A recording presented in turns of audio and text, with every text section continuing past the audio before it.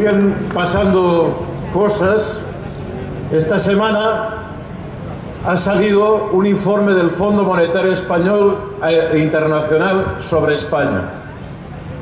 El Fondo Monetario Internacional, que es el que regula el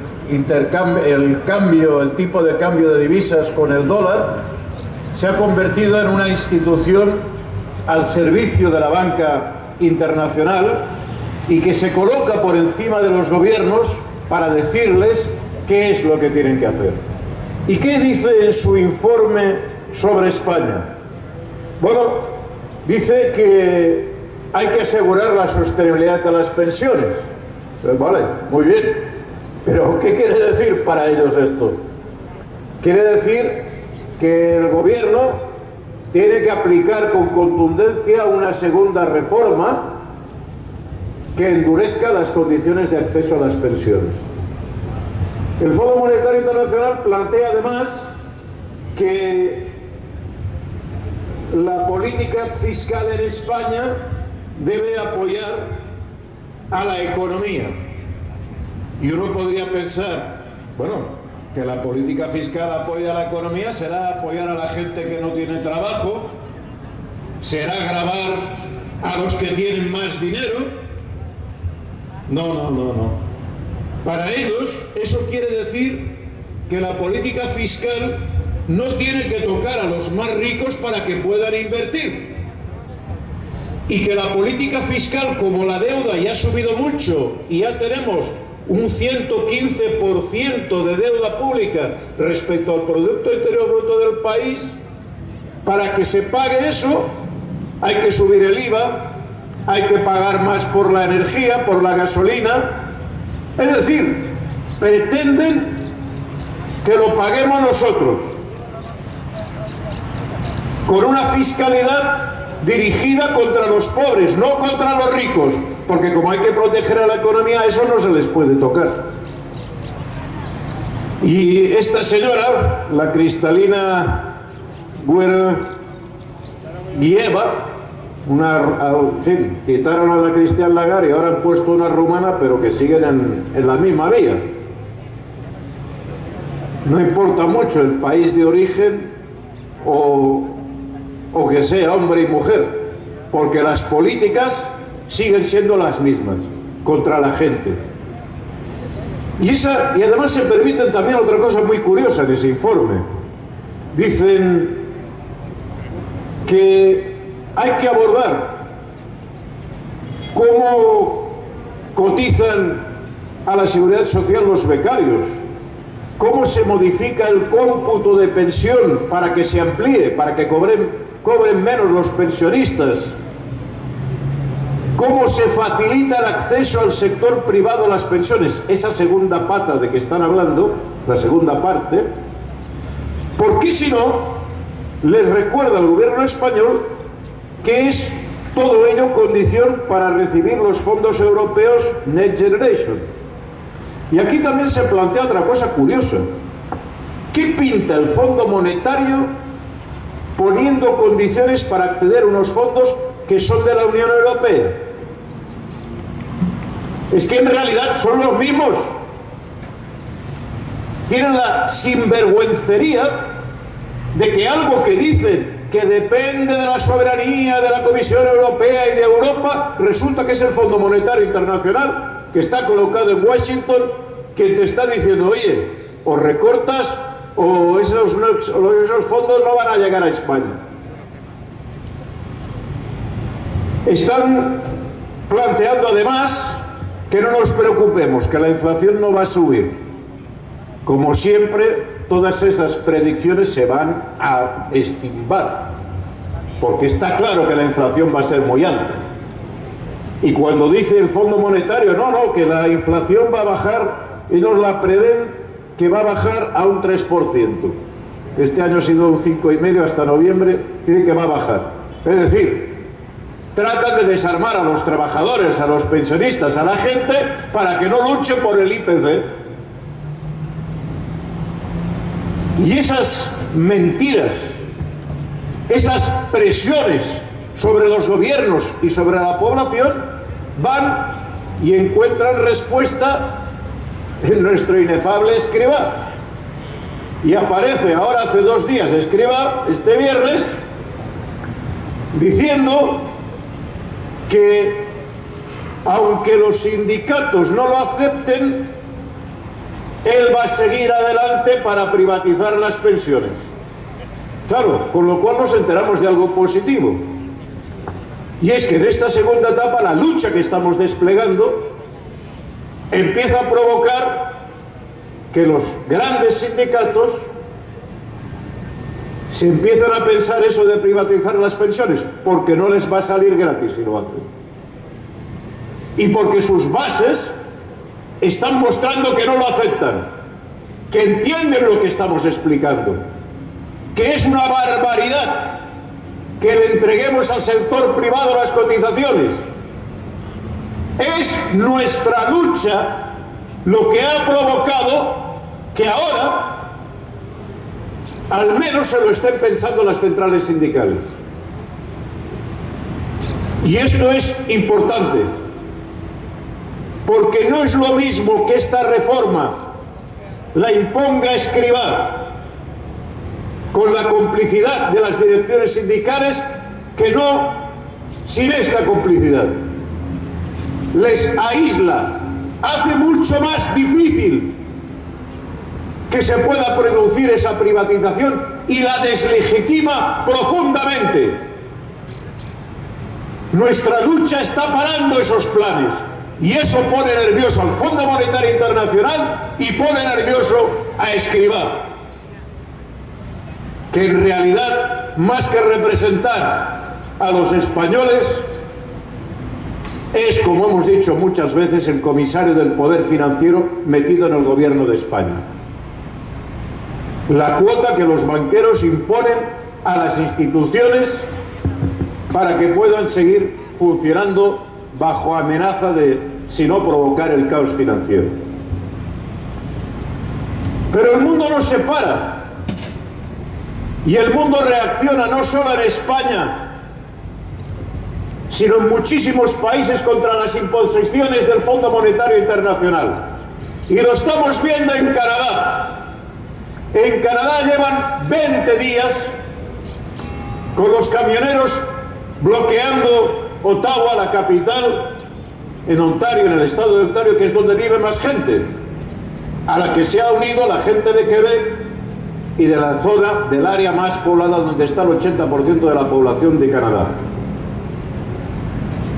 Y el presidente, el señor Trudeau, no se le ha ocurrido otra cosa que invocar la ley de emergencia, es decir, una ley marcial, militar, para intentar desalojar a los manifestantes que llevan 20 días.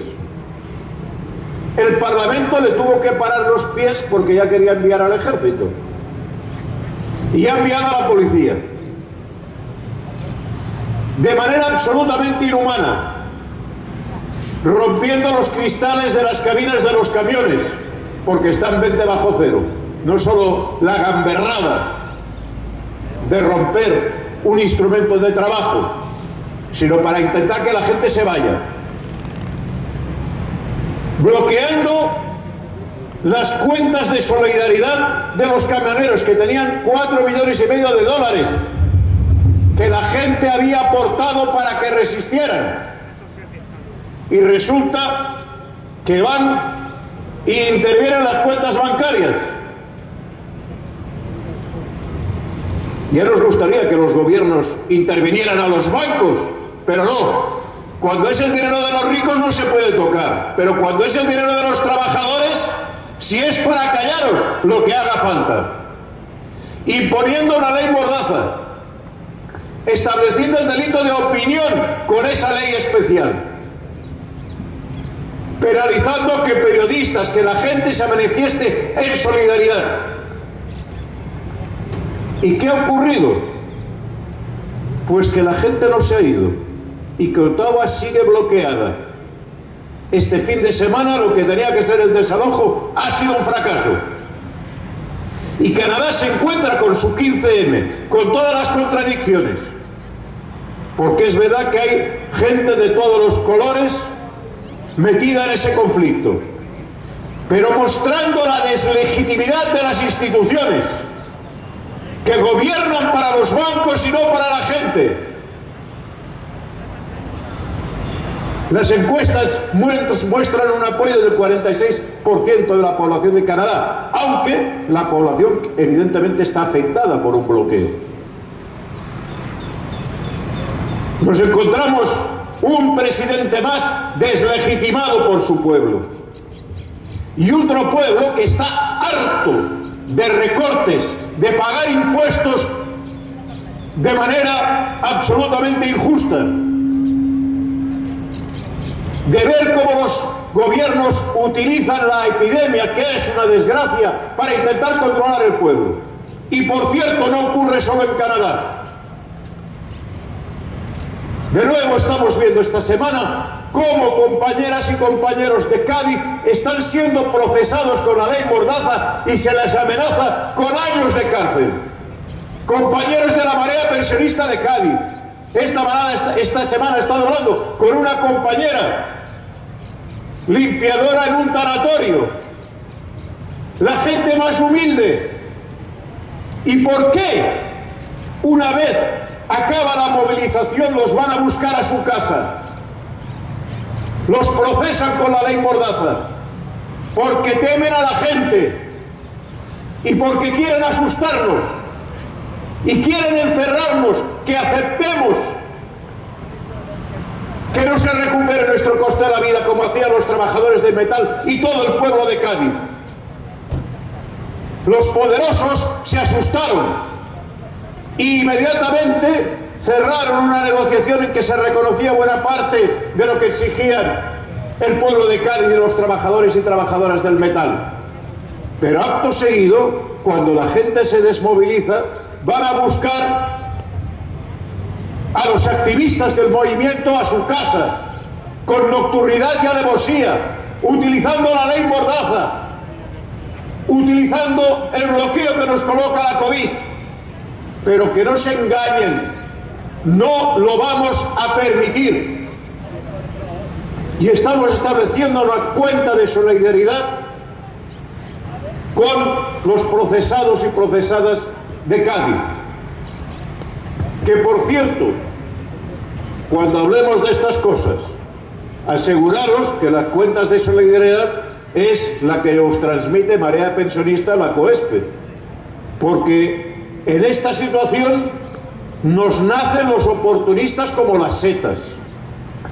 De hecho, es una muestra más de nuestro éxito. Esta semana nos enterábamos que un tipo ha registrado COESPE partido político para presentarse a las elecciones, con todo el morro. Nuestro movimiento social lo tiene muy claro. No queremos un partido de viejos contra los jóvenes, no queremos un partido de pensionistas contra los trabajadores. Somos un movimiento social independiente de partidos políticos, que les presionamos, que les condicionamos, que les exigimos, pero que no vamos a dividirnos entre nosotros por quién votamos. Pero claro, alguien ha visto que esto trae clientela, que esto es un buen negocio, y le ha faltado tiempo para ir al registro de los partidos políticos y registrar COESPE partido político. Sin vergüenzas. Sin vergüenzas. Pero a nuestro pueblo no se le engaña tan fácilmente.